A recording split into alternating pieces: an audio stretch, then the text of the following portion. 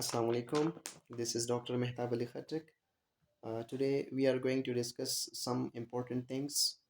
But first of all, if you are not a medical student, so please don't watch this video because ये आप लोगों का time waste कर सकता है. अच्छा, come to the point. Different students ने मुझे मैसेजेस किया है कि सर काइंडली एक वीडियो बनाएं जिसमें फ़र्स्ट ईयर और सेकेंड ईयर के जो बुक्स हैं वो बताए कि कौन कौन से बुक्स हमने यूज़ करना है और किस तरह स्टडी करना है. मेन चीज़ है कि बुक को किस तरह स्टडी करें जिसका आप लोगों का कंसेप्ट क्लियर हो जाए और आगे जो आप लोगों का एग्ज़ाम्स हैं वो क्लियर हो जाए. सो स्टार्ट करते फर्स्ट ईयर के फर्स्ट ईयर में कौन कौन से बुक्स यूज़ होते हैं. But before the start of this thing, remember, as a brotherly मैं सबको ये मशवरा देता हूँ कि जो फर्स्ट ईयर ऑफ MBBS है, फर्स्ट दिन से आप लोगों ने क्या करना है, स्टडी को स्टार्ट करना है. जो बंदा फर्स्ट दिन से स्टडी को स्टार्ट करता है उसका 90% प्रॉब्लम क्या होती है वो सॉल्व होते हैं. और जो बंदा फर्स्ट दिन से स्टडी स्टार्ट नहीं करते, कह रहे कि सेकेंड ईयर में पढ़ूंगा, थर्ड ईयर में पढ़ूंगा, फोर्थ ईयर में पढ़ूंगा, सो वो फिर कभी पढ़ नहीं सकता. ठीक है, रिमेंबर दिस थिंग.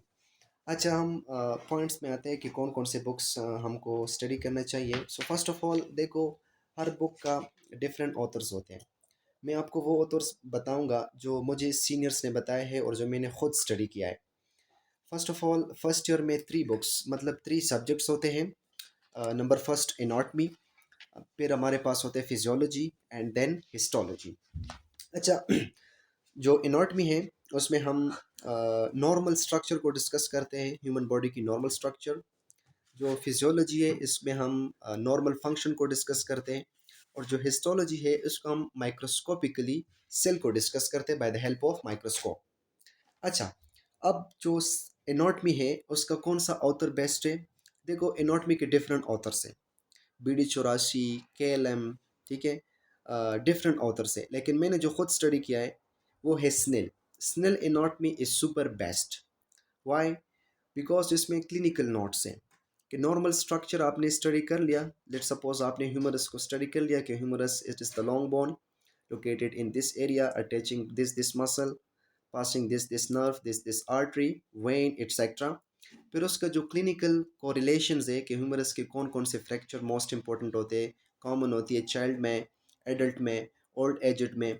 तो फिर स्निल ने क्या किया, उसमें क्लिनिकल नोट्स के जरिए उसने क्या किया, एक्सप्लेन किया clinical correlation as well. So that's why I will recommend Snell anatomy is super best. Come to the physiology. Physiology इसका जो ऑथर्स है वो गाइटन एंड हॉल है. बट गाइटन एंड हॉल कुछ स्टूडेंट्स को ये टफ लगता है. वाई? क्योंकि इसमें जो वर्डिंग है वो बहुत टफ है. वो स्टूडेंट्स जिसको फर्स्ट टाइम पे गाइटन समझ नहीं आता उसको चाहिए कि फर्स्ट ऑफ ऑल सिम्बोलिंगम पढ़ ले, एक रीड सिम्बोलिंगम को दे दे. जो सिम्बोलिंगम ऑथर से वो इंडियन ऑथर से, और उसने बहुत चीज़ों को सिंपल सिंपल बहुत सिंपल लिखा है, हेडिंग में लिखा है बहुत सिंपल है सिम्बोलिंगम. इवन एक मैट्रिक का जो स्टूडेंट्स है उसको भी समझ आता है जो सिम्बोलिंगम ने लिखा है. फर्स्ट ऑफ ऑल वो स्टूडेंट्स जो गाइटन को रीड नहीं कर सकता उसको चाहिए कि फर्स्ट एक रीड सिम्बोलिंगम को दे, कंसेप्ट उससे ले. फिर आगे आप लोगों ने क्या करना है, गाइटन को एक दफ़ा मस्ट रीड करना है. Why? Guyton is super important. Sembulingam है वो भी ठीक है, उसको मैं इस तरह नहीं कहता हूँ कि वो बैड है, लेकिन गाइटन आप लोगों ने मस्ट रिपीट करना है, मस्ट आप लोगों ने क्या करना है, रीड करना है. सिम्बोलिंगम में क्या होता है कि सिम्बोलिंगम से आप लोगों का जो कंसेप्ट है वो क्लियर हो जाता है. आप लोगों ने फिर क्या करना है, गाइटन को एक सिस्टम में, सपोज आप लोगों ने रीनल सिस्टम को स्टडी किया है सिम्बोलिंगम से, अगेन उसको क्या करे, गाइटन के साथ देख ले. ठीक है, सो आई थिंक इसी साथ इसके साथ फिर आप लोगों का जो कंसेप्ट है वो क्लियर हो जाएगा. फिजियोलॉजी में हम एक्चुअली नॉर्मल फंक्शन को क्या करते हैं, डिस्कस करते हैं. जिस बंदे का फिजियोलॉजी पे अच्छा ग्रिप होता है उसके आगे pathology, pharmacology, internal medicine is super super super easy. ठीक है, जिसका फिजियोलॉजी पे अच्छा ग्रिप होता है. और वो स्टूडेंट्स जिसके एनाटॉमी पे अच्छा ग्रिप होता है तो आगे जो सर्जरी सब्जेक्ट्स है उसका वो इजी होता है. अच्छा, come to the histology. Histology it's a minor subjects है लेकिन इंपॉर्टेंट बहुत है. इसका जो बेस्ट ऑथर है वो है लाइक हुसैन. हाँ, लाइक हुसैन. हिस्टोलॉजी में हम सेल को माइक्रोस्कोपिकली स्टडी करते हैं by the help of microscope. इसमें जो इंपॉर्टेंट टॉपिक्स है वो है epithelial tissue, connective tissue, muscular tissue and nervous tissue. ये जो चार चैप्टर्स है हिस्टोलॉजी में, इट्स सुपर इंपॉर्टेंट। हिस्टोलॉजी के जो सेल्स होते हैं, जो टिश्यूज होते हैं, वो present all over the body. तो हिस्टोलॉजी को आप लोगों ने मस्ट रीड करना है। कुछ स्टूडेंट्स होते हैं वो हिस्टोलॉजी को स्किप करते, कह रहे कि histology and physiology is the same thing. No, ये क्या है, डिफरेंस है। Histology it's a microscopical study, और जो फिजियोलॉजी है वो नॉर्मल फंक्शन को हम डिस्कस करते हैं। सो काइंडली हिस्टोलॉजी को फिजियोलॉजी के साथ कंपेयर ना करें। हाँ, ये है कि टॉपिक आप लोगों को ईजी हो जाएगा, लेकिन जो हिस्टोलॉजी है इट्स अ डिफरेंट सब्जेक्ट्स। ये हम by the help of microscope, जो चीज़ें हमको नेकेड आई पे नज़र नहीं आती, उसको जो हम डिस्कस करते हैं by the help of microscope, तो वो हम हिस्टोलॉजी में डिस्कस करेंगे। ठीक है, सो हिस्टोलॉजी का जो बेस्ट ऑथर है वो है लाइक हुसैन। अच्छा, come to the second year. In the end मैं बताऊंगा कि स्टडी आप लोगों ने किस तरह करना है। कुछ स्टूडेंट्स तो है वो बुक उठाकर बैठते हैं, नोट्स बनाते हैं, लेक्चर्स लेते हैं। इन द एंड दिस वीडियो में मैं बताऊंगा कि किस तरह आप लोगों ने बुक से कंसेप्ट गेन करना है। But first let me clear second year subjects and then we will discuss. Second year के जो सब्जेक्ट्स है, almost 4 subjects. Second year, number first one is pathology. Pathology, it is the abnormal function of the human body. Again, मैंने बताया था कि जो जिस बंदे का फिजियोलॉजी पे अच्छा ग्रिप होता है, उसका आगे pathology, pharmacology, internal medicine is super easy. Why? जब आप लोग नॉर्मल फंक्शन डिस्कस कर लोगे एक टिश्यू की, तो उसके एबनॉर्मल फिर हम किस चीज़ में डिस्कस करेंगे? पैथोलॉजी में डिस्कस करेंगे। फिर उसका जो मैकेनिज्म्स है, पैथोलॉजी में हम इटियोलॉजी को डिस्कस करते हैं कि what are the cause of this disease. Okay, फिर हम डिस्कस करेंगे फार्माकोलॉजी, कि फार्माकोलॉजी में हम अब इस डिजीज़ का मैनेजमेंट क्या है, हमने कौन कौन से ड्रग यूज़ करना है। फार्माकोलॉजी में 3 चीज़ें बहुत इंपॉर्टेंट है। Number first one is mechanism of the drug, कि ड्रग का जो मैकेनिज्म है वो आप लोगों को पता होना चाहिए। Number second one is uses of the drug, कि ये drug, for example we are talking about atenolol, this drug used for which thing, ये हमारे पास किस चीज़ के लिए यूज़ होता है? It's a beta blocker, decreases contractility in the heart, and for example you are talking about captopril, furosemide etcetera. So इसी तरह आप लोगों को क्या होना चाहिए? ड्रग्स का यूजेस पता होना चाहिए कि ये ड्रग्स किस चीज़ के लिए यूज़ होता है। And number third one, which are the most important thing in the pharmacology, that is called adverse effect. कि फॉर एग्जांपल अगर ये ड्रग ड्रग अगर डोसेज में थोड़ा सा ज़्यादा हो गया है, तो कौन सा एडवर्स इफेक्ट पेशेंट पे कर सकता है। अगर सपोज ये ड्रग्स हमने प्रेगनेंसी में पेशेंट को दे दिया, फीमेल को दे दिया, तो कंट्राइंडिकेशन इसकी क्या है? ठीक है, सो मोस्ट इंपॉर्टेंट फार्माकोलॉजी में आप लोगों ने 3 चीज़ों पे फोकस करना है। First of all mechanism of the drugs, number second one is uses of the drug, and number third one is adverse effect. This is super important in the pharmacology. अच्छा, pathology के लिए जो author से Robin pathology is super best, plus Pathoma. Pathoma के लिए पेतोमा बहुत important है। इसके जो डिजीजेज है, क्विक रिवीजन है पेतोमा, उसके डिफरेंट लेक्चर्स भी है पेतोमा पे। हुसैन सत्तार की आती है, respected professor doctor Hussain Sattar, associate professor in Chicago university USA. फिर जो उससे मतलब थोड़ा सा ज़्यादा डिटेल में है वो है गुलजान, लेकिन I think Robin pathology and Pathoma it's enough. ठीक है, come to the pharmacology. Pharmacology का जो बेस्ट ऑथर है वो लिपनकॉट है। Lippincott is super best. अच्छा, फिर हमारे पास होता है माइक्रोबायोलॉजी। माइक्रोबायोलॉजी में किस चीज़ को डिस्कस करते हैं? Microbiology it's a tough subject, मुझे बहुत टफ लगता है माइक्रोबायोलॉजी में, बट इतना भी टफ नहीं है। जब चीज़ पे आपका इंटरेस्ट हो तो फिर वो आहिस्ता आहिस्ता ईजिली होता है, सही है। लेकिन वो क्या, डेडिकेशन उसके लिए ज़्यादा चाहिए, हार्ड वर्क ज़्यादा चाहिए। ठीक है, सो माइक्रोबायोलॉजी, उसका जो बेस्ट ऑथर है वो लेंज है। Length microbiology is super best. Microbiology में हम पैरासाइटोलॉजी है, इम्यूनोलॉजी है, वायरोलॉजी है, बैक्टीरियोलॉजी है, इस चीज़ को हम डिस्कस करेंगे, डिफरेंट वायरस को, डिफरेंट बैक्टीरिया को। If suppose I will give you one example, like urinary tract infections. ठीक है, यूरिनरी ट्रैक्ट इन्फेक्शन किस बैक्टीरिया से काज हो सकता है? इकोलाई से। ठीक है, like for example you are called H pylori in the stomach. Again it's the part of microbiology because H. pylori it is a type of bacteria. तो bacteriology जो स्टडी करनी है, virology, immunology, parasitology, it's all thing we are studying in microbiology. सही है।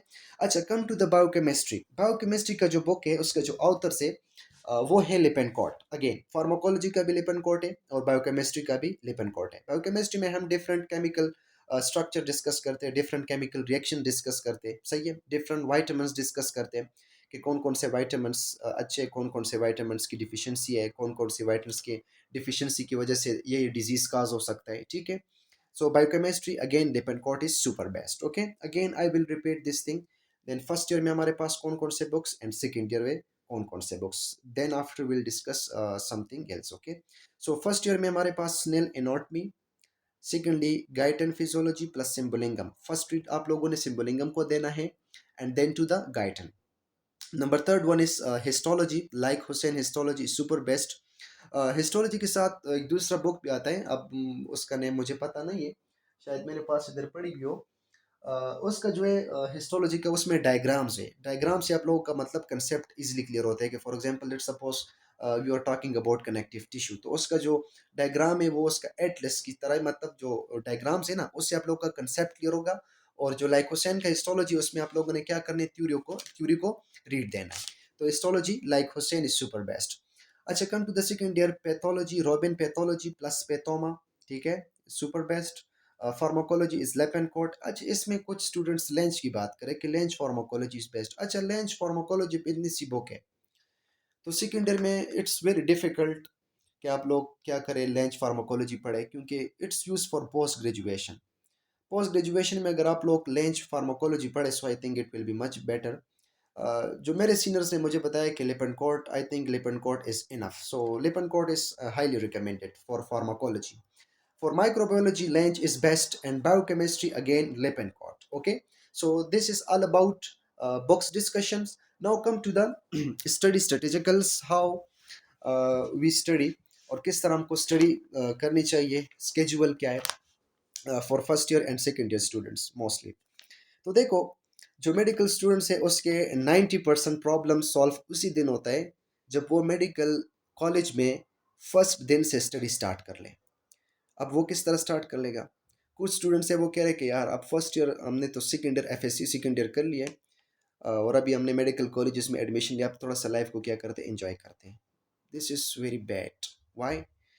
क्योंकि जो first year subjects है anatomy physiology, वो आप लोग फर्स्ट ईयर में स्टडी ना करें तो आगे जो सेकेंड ईयर है उसमें फिर पैथोलॉजी, फार्माकोलॉजी, माइक्रो बायोकेम यह आ जाता है.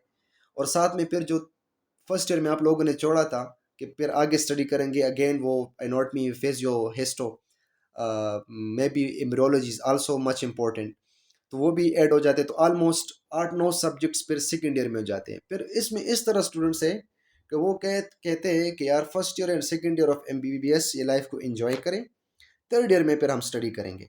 सो थर्ड ईयर में फिर हमारे पास जो सब्जेक्ट्स आते हैं, कम्युनिटी मेडिसिन होती है, इंटरनल मेडिसिन स्टार्ट होता है, जनरल सर्जरी स्टार्ट होती है, लाइक क्लिनिकल जो सब्जेक्ट्स है वो स्टार्ट होते हैं ना.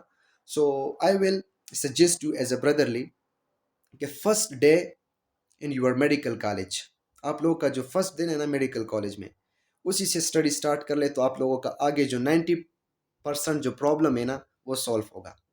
आगे जितने भी एग्ज़ाम्स है, चाहे वो यूनिवर्सिटी के हो, चाहे वो हाईली एग्ज़ाम्स है लाइक यूएसए मिली, प्लेब, एनएलई, एनएबी, वो आप लोगों को क्या होता है फिर इस तरह टफ, मतलब इजीली पास होते हैं. सो काइंडली फर्स्ट दिन से आप लोगों ने क्या करना है, इन मेडिकल कॉलेज में आप लोगों ने स्टडी स्टार्ट करनी है, ठीक है. और जो लोग आपको ये मशवरा दे कि यार अभी फर्स्ट ईयर में और सेकेंड ईयर में देखेंगे, थर्ड ईयर में देखेंगे, so it is your enemy. Okay, remember.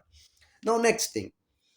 अब अच्छा, कुछ स्टूडेंट कहते हैं कि डॉक्टर नजीब के जो कंसेप्ट है वो बहुत ज़्यादा डीप होता है, उसको हम वॉच नहीं कर सकते. Kindly suggest is your teacher जो उर्दू में पढ़ाए, जो पश्तो में पढ़ाए. So remember one thing, you are a medical student, you are an MBBS students. I am one word speaking in Pashto. डॉक्टरी ची का मदद आप पख्तो की न की, सिंपल इज दैट. जो डॉक्टरी है ना वो पश्तो में नहीं होती, उसके लिए आप लोगों ने क्या करना है, इंग्लिश और उर्दू, तो उर्दू है, ठीक है. सो इंग्लिश मस्ट है. डॉक्टर नजीब के जो लेक्चर्स है बहुत ही अच्छे हैं. आप लोगों ने वो मेडिकल स्टूडेंट्स नहीं है जिसने डॉक्टर नजीब वॉच नहीं किया है. अच्छा, मैं एक तरीक़ेकार बताता हूँ. वो किस तरह है, वो ये है कि कुछ स्टूडेंट्स है उसको चाहिए कि किस स्टडी किस तरह कर ले. तो स्टडी देखो, first aid it is a USMLE step one, review books first aid. Okay, ये इसमें एक टॉपिक्स दिया है, उसने स्टार्ट किया है सपोज एम्ब्रियोलॉजी से. एम्ब्रियोलॉजी से उसने एक टॉपिक स्टार्ट किया है. अब सपोज आप लोगों ने रीनल सिस्टम को या कार्डियोवास्कुलर सिस्टम को आप लोगों ने क्या करना है, स्टडी करना है, तो उसको आप लोगों ने इजी वे में स्टडी करें. Don't be confuse. First of all, I'm talking about, suppose for instance we are talking about CVS, cardiovascular system. Cardiovascular system है, उसका फर्स्ट ऑफ ऑल आप लोग एम्ब्रियोलॉजी पढ़े कि how CVS develop in the foetus life, ठीक है। फिर उसका हिस्टोलॉजी पढ़े कि इसका माइक्रोस्कोपिकली स्टडी क्या है। फिर उसके बाद आप लोग इनॉटमी पढ़े कि इसका जो स्ट्रक्चर है सीवीएस का वो क्या है, कौन कौन से आर्टरीज होती है, कितने लेयर्स होते हैं, कौन कौन से मसल्स होते हैं, किस तरह ब्लड सप्लाई होते हैं, किस तरह वीनस ड्रेनेज होते हैं, कौन कौन से नर्व सप्लाई हुए सीवीएस को। जब आप लोग इनॉटमी में ये चीज़ पढ़ लोगे फिर उसके बाद फंक्शन आता है। वो फंक्शन आप लोग फिर फिजियोलॉजी में पढ़े। फिजियोलॉजी में आप लोग क्या करोगे, सीवीएस कार्डियोवास्कुलर सिस्टम का नॉर्मल फंक्शन पढ़ो कि जो सीवीएस है उसका नॉर्मल फंक्शन क्या है, वो आप लोग फिजियोलॉजी में पढ़ लो। जब आप सेकंड ईयर में होते हैं तो फिर आप सीवीएस का जो नॉर्मल फंक्शन है वो आप पैथोलॉजी के साथ कंपेयर करोगे। फिर आप लोग क्या करोगे, पैथोलॉजी में उसके एबनॉर्मेलिटी पढ़ोगे। सीवीएस के कुछ डिजीज है like ischaemic heart disease, hypertension, hypertrophic obstructed cardiomyopathies, many others, ठीक है। अब पैथोलॉजी में आप लोगों ने क्या करना है, डिफरेंट डिजीज को आपने स्टडी कर दिया। अब एम्ब्रियोलॉजी का जो पार्ट्स है इसमें अलग कंजेनिटल डिसऑर्डर्स आते हैं। कंजेनिटल डिसऑर्डर्स वो जो हमारे पास बाय बर्थ होते हैं, कंजेनिटल्स या कंजेनिटल एनॉमलीज होती है। फिर पैथोलॉजी जब आप लोगों ने स्टडी कर लिया डिजीज डिसऑर्डर्स, उसके बाद आप लोग फार्माकोलॉजी को स्टडी करें। फार्माकोलॉजी को इस तरह स्टडी करें कि जो एबनॉर्मलिटीज़ आप लोगों ने स्टडी किया है, सपोज आप लोगों ने हाइपरटेंशन जो डिजीज़ है उसको आप लोगों ने स्टडी कर लिया है पैथोलॉजी में। अब हाइपरटेंशन की ड्रग स्टडी करें फार्माकोलॉजी में, not only for hypertension, also ischaemic heart disease, hypertrophic cardiomyopathies and ischaemic heart disease, okay, etcetera.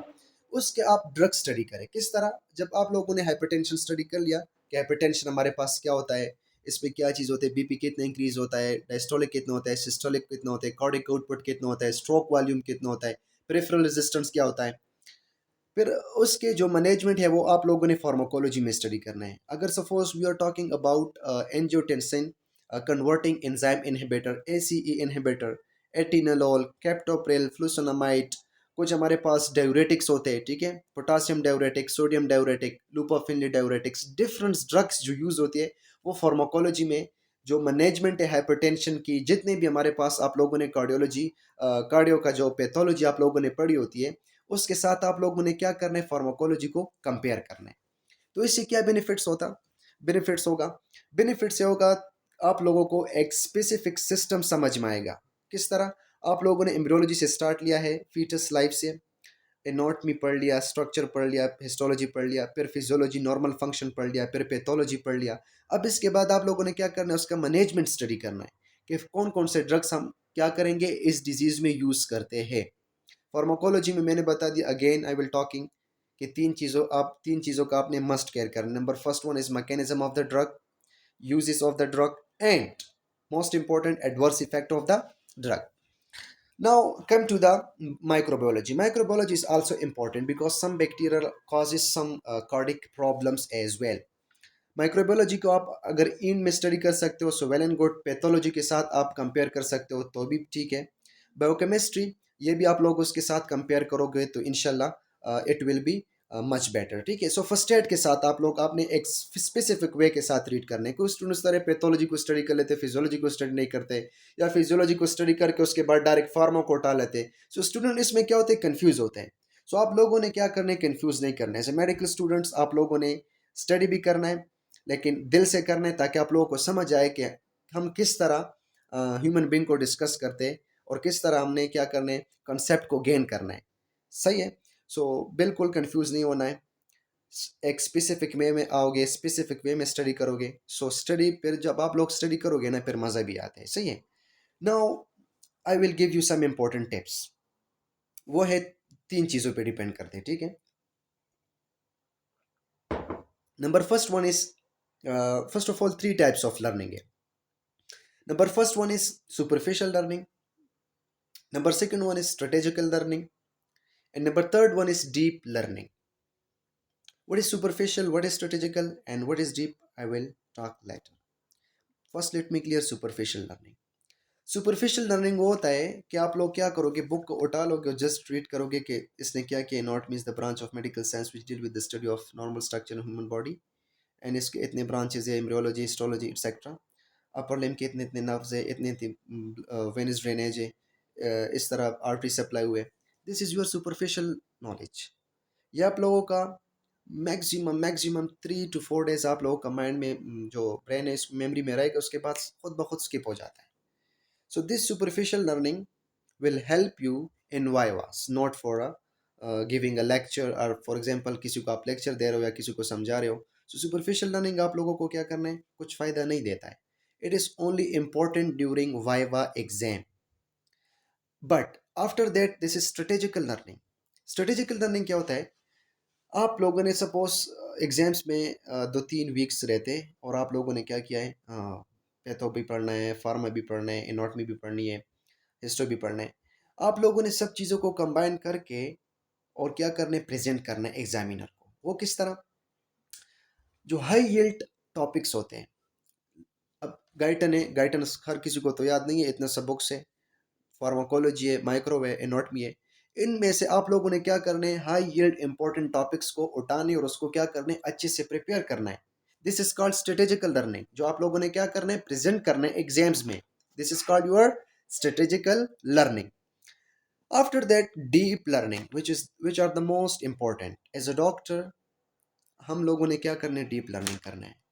Strategical is also important, superficial is also important, but deep learning is very, very, very important.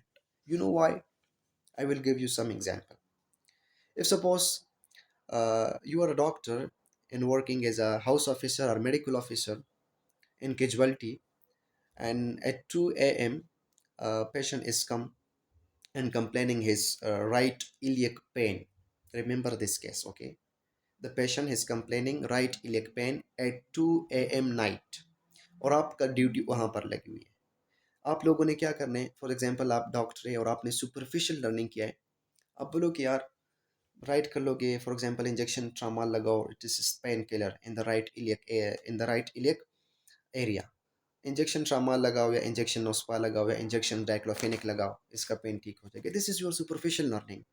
But इसका जो side effect है वो क्या होता है, side effect तो patient का होता है। वो किस तरह, अगर आपने डीप लर्निंग की होती तो आप लोग क्या करोगे कि जब वो पेशेंट कंप्लेन करता है राइट इलियक पेन, तो आप लोगों ने प्रॉपर एग्जामिनेशन करना है। It may be appendicitis, it may be kidney pain, it may be nephrolithiasis, it may be cholelithiasis, it may be cholecystitis, inflammation of gallbladder, which are right upper abdomen area. जो deep learning होती है ना, फिर वो इस वक्त में काम आता है कि आपने क्या करना है, प्रॉपर एग्जामिनेशन करना है इसको। अगर आप लोग पालपेट करोगे उस पेशेंट का जो पेन है वो क्या होता है, ग्रेजुअली इंक्रीज होता है, रैपिडली इंक्रीज होता है। आप लोगों ने क्या करना है, एग्जामिनेशन करने, फुली डायग्नोस्ट करना है कि ये पेन किस वजह से। और अगर आपने सुपरफिशियल लर्निंग की होती हो तो आप लोग लिखोगे इंजेक्शन ट्रामाल लगाओ, इंजेक्शन डाइक्लोफेनेक लगाओ या इंजेक्शन नोस्पा लगाओ, उसका जो पेन किलर है वो ठीक हो जाता है। So this is the difference between superficial and deep learning. So always go for deep learning, not for superficial learning. Okay, next thing is that that some students are asking about different licensing examination like USMLE, PLAB, AMC, MOH, DAAH, NLE, NEB. सो देखो, हर licensing examination के लिए आप लोगों ने यही text book study करना है। वो आप पे डिपेंड करते हैं कि आप लोग कितनी डेडिकेटेड हो, कितने हार्ड वर्किंग हो, किस तरह आप लोग अपने आप को प्रिपेयर कर सकते हो। दुनिया के हर कोई एग्जाम आप दे सकते हो। देखो, बिलीव इन योर सेल्फ। जो आप कर सकते हो ना, वो दुनिया में कोई बंदा नहीं कर सकता। हर बंदे में एक यूनिक आइडिया होती है, यूनिक वे होता है। हर बंदे का प्रेजेंटेशन स्किल्स अलग होते हैं, हर बंदे का कंसेप्ट अलग होता है। कोई बंदा ओनली बुक से कंसेप्ट गेन कर लेता है, कोई बंदा लेक्चर्स मतलब देखकर वॉच करके उससे कंसेप्ट गेन करते हैं ना। So you are a unique difference, okay. So don't compare yourself with others first of all, and believe on yourself. Inshallah you will do it. Now come to the USMLE. This is a United States Medical Licensing Examination after the act of 2022 I think 20 January, after 20 January 2022. It only 2 steps and it only considered pass and fail. But before the 2022 January, आप लोगों ने क्या होना था कि यूसेमिली step 1 में high score लेना होता है। लेकिन अभी जो एक्ट हुई है जनवरी में, just pass and fail consider होते हैं स्टेप वन के। पास आई थिंक 198 पे यूसीएमएल स्टेप वन पास है आउट ऑफ 280 मार्क्स। इसमें आप लोगों ने 198 मार्क्स लेने, जस्ट पास एंड फेल पे क्या होता है डिपेंड करता है। सेकेंडली इसका होता है यूसीएमएल स्टेप वन। अच्छा, यूसीएमएल स्टेप वन मतलब कब कंडक्ट होता है? सो आप लोगों को सेकेंड ईयर एमबीबीएस जब आप लोग का कंप्लीट हो जाए तो उसके बाद आप लोग यूसीएमएल स्टेप वन दे सकते हैं। लेकिन जो बेटर ईयर है जिसमें आप दे सकते हो वो है फिफ्थ ईयर, या ड्यूरिंग अ हाउस जॉब या आफ्टर अ हाउस जॉब। अब आप लोग बोलो कि वो क्यों? वो ये है कि यूएसएमएल स्टेप वन में क्लिनिकल सीनियोरिटी बेस्ड क्वेश्चंस होते हैं, और क्लिनिकल सीनियोरिटी बेस्ड क्वेश्चंस वो बहुत कंसेप्चुअल होते हैं। उसमें आप लोगों का क्लिनिकल सब्जेक्ट्स पढ़ना इज मच इम्पॉर्टेंट। इस तरह नहीं कि आप लोगों ने just anatomy physio patho pharm etcetera ये पढ़ लिया और आप लोग जाओ step one USMLE step one के लिए बैठ जाओ। Not, it is absolutely wrong. Why? इसके लिए आप लोगों ने इंटरनल मेडिसिन भी पढ़ना है, इसके लिए आप लोगों ने जनरल सर्जरी भी पढ़नी है, इसके लिए आप लोगों ने पीड्स, ईएनटी, ऑप्थो, ठीक है, रेडियो एनेस्थीसिया, ये चीज़ भी आप लोगों ने मस्ट ट्रीट करना है। बट डिफरेंस क्या होता है स्टेप टू और स्टेप वन में? कि स्टेप वन में आप लोगों को बेसिक्स नॉलेज सीख होता है कि आप लोगों ने बेसिक्स बेसिक्स चीज़ें पढ़ी है कि नहीं। अब बेसिक चीज में वो उस टाइप क्वेश्चंस आते हैं जिस तरह क्लिनिकल सीनियोरिटी बेस्ड क्वेश्चंस होते हैं। इस तरह नहीं होते कि tell me what are the main causes of right iliac pain, या for example tell me the upper limb nerves, या अपर लिम्ब आर्टरीज और upper limb veins, venous drainage. इसमें क्लिनिकल सीनियोरिटी बेस्ड क्वेश्चंस होते हैं। So best time है step one का during house job, या fifth year of medical school, or maybe if someone much dedicated, so fourth year is much better, but third year and second year it's not sufficient, okay, for UCML step 1. After passing UCML step 1, you should go for UCML step 2, and उसमें फिर आप लोगों का जो score है वो matter करता है। यूसीएमएल स्टेप 2 के लिए आप लोगों ने क्या करना है? अच्छे स्कोर लेना है, 250 255, बट अबव द 250। स्पेशलिटी पर डिपेंड करते। कुछ सीनियर से मैंने सुना है कि वो कह रहे कि सर्जरीज में मतलब रेजिडेंसी नहीं मिलती, कुछ सीनियर कहते हैं कि नहीं मेडिसिन में मिलती है, कुछ सीनियर कह रहे हैं कि नहीं दोनों में मिल सकती है। So it depend on your luck and your dedication and your hard working. लेकिन USMLE step one step two it is a long process and very tough licensing examination. Now come to the PLAB. PLAB is easier than USMLE. PLAB one conduct after your medical graduations. जब आप लोग 5 year 6 year MBBS MD complete कर लोगे तो उसके बाद आप लोग फिर क्या करोगे? प्लेब वन दे सकते हो बिफोर द हाउस जॉब या after house job. PLAB one it's taking all over the world, not necessary for go to UK.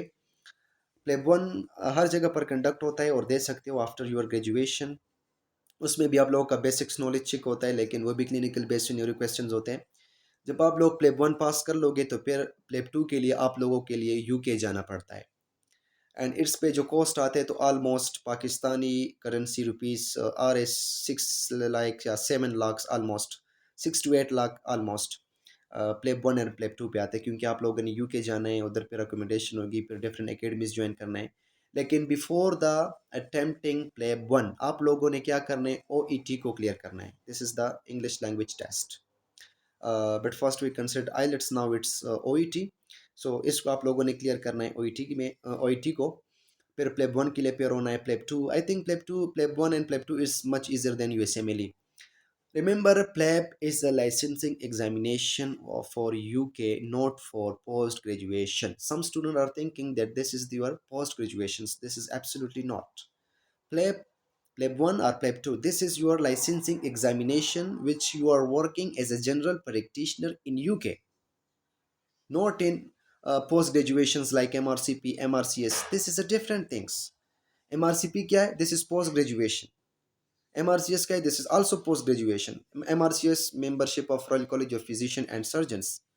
MRCP membership of Royal College of Physicians. So MRCP, MRCS, this is your post graduation in UK, and this exam आप लोग पाकिस्तान में भी दे सकते हो, all over the world. Not necessary to go for, no need to go for UK. आप लोग पाकिस्तान में भी दे सकते हो, इंडिया में दे सकते हो, दुबई, जहाँ पर भी हो। प्लेब टू के लिए आप लोगों ने कहाँ पर जाना है? यूके में, यूके में जाना है, ठीक है। UK, this is most important because PLAB two में सम क्लिनिकल रोटेशंस होते हैं, क्लिनिकल बेस्ड क्वेश्चंस होते हैं. सो प्लेप 1 और प्लेप 2 का तो यही सीन है. अच्छा, AMC Australian medical council, Australian का जो exam, Australian medical council, I don't know any idea related MC, because किसी सीनियर ने मुझे नहीं बताया. जब एमसी का मुझे पता चल जाए तो इंशाल्लाह आई विल अपडेट यू. अच्छा, come to the NLE. Everyone know NLE is National Licensing Examination, which are taken by PMC, Pakistan Medical Commissions. Step 1 and step 2. Step 1 में आप लोगों को वही बेसिक्स नॉलेज चेक होता है, और स्टेप 2 में फिर ऑस्कीज होती है, क्लिनिकल्स होती है, क्लिनिकल आई थिंक 20 रोटेशंस होती है, जो कि उस पर आप लोगों का मतलब टेस्ट होता है. एनालिस्ट स्टेप 1 में clinical scenario questions again, because ये देखो जो आप लोगों का बेसिक्स थिंग है ना, इन द एंड ये आप लोगों से क्लिनिकल कोरिलेशंस में पूछे जाते हैं. सो काइंडली स्टडी करें, बेसिक्स को क्लिनिकल के साथ पढ़ें, ताकि आप लोगों को मजा आ जाए. यार एक बंदा स्टडी करते हैं, ह्यूमर स्टडी करते हैं, फीमर को स्टडी करते हैं, तिबिया को स्टडी करते हैं, लेकिन इन द एंड वो जब रट्टा लगा लेते हैं, लेकिन बाद में उसको क्लिनिकल को पता नहीं होता है. सो काइंडली स्टडी करें, लेकिन क्लिनिकल केस जरूर स्टडी करें. Okay, now come to the NEB. NEB वो टेस्ट है जिसपे फॉर एग्जांपल स्टूडेंट ट्रांसफर होते हैं from foreign to Pakistan. If someone are studying in China और रशिया और यूक्रेन, अगर वो चाहे पाकिस्तान में ट्रांसफर होते हैं इन मेडिकल कॉलेज, तो उसके लिए एनईबी टेस्ट नेसेसरी है. ठीक है, एनईबी आप लोगों ने क्या करना है, देना पड़ता है. अच्छा, so this is all about different test sessions and different books I will recommend you. In the end of this sessions, I will talking some important stuff as well. uh, in Rawalpindi, in my belief teacher, my mentor as well, doctor Sadiq Ali, वो एक अच्छा doctor है, मेरा teacher भी है, बहुत dedicated है माशाल्लाह, बहुत काबिल है. वो प्रोवाइड करते हैं basic science course, anatomy, physiology, pathology, pharmacology for first and second year of MBBS students के लिए, and also third fourth year के लिए क्लिनिकल्स प्रोवाइड करते हैं course. So health management institute है, HMI medical academy. If someone interested to learn something special, also join us. ठीक है, बहुत अच्छा टीचिंग मेथड है, बिकॉज आई लाइक इट. कुछ स्टूडेंट्स को डेफिनेशन अच्छे लगते हैं, कुछ स्टूडेंट्स को डायग्राम से समझ आते हैं, कुछ स्टूडेंट्स से बुक से समझ आती है, कुछ स्टूडेंट्स से वो नोट्स से समझ आ जाती है ना, तो ये डिपेंड करते हैं स्टूडेंट्स पे. And secondly, I also providing online lectures for students in the subjects of basic science like embryology, anatomy, physiology, histology, pathology, pharmacology, microbiology, and biochemistry as well. This lecture is offline only for JASU students. Will be taken in 14 hostels and maybe in student town as well, but only for discussion class we will take in student town. Brief discuss, and for taking preparatory class in we'll take in 14 hostel, and for online everyone else we will discuss. I will update you regarding this and regarding that matter. Okay, if you have any questions regarding this session, so please ask in the comment box. And good luck. जहाँ भी रहो खुश रहो, आबाद रहो. Have a nice day. Allah Hafiz.